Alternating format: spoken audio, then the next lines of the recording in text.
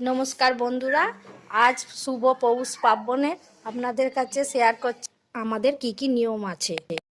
এখন আমি চাল বাটছি, এই যে নারকোল, এবার নারকোলের পিঠে বানালাম। এবার চিতল পিঠে তৈরি করছি।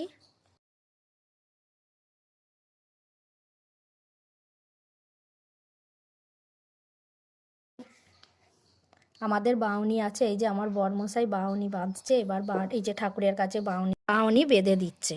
বাউনি বাঁধার পরেই আমরা তবেই পিঠে খেতে পারি। এই দু রকম পিঠে আমাদের হয়। আর ভোর 4টের সময় উঠে আমাদের জলপিড়ি দিতে হয়, ঠাকুরকে দেখানো হয় ধূপ আর প্রদীপ।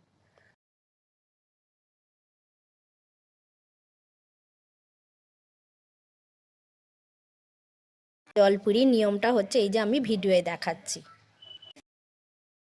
এবার আমি এখানে ভিডিও শেষ করলাম।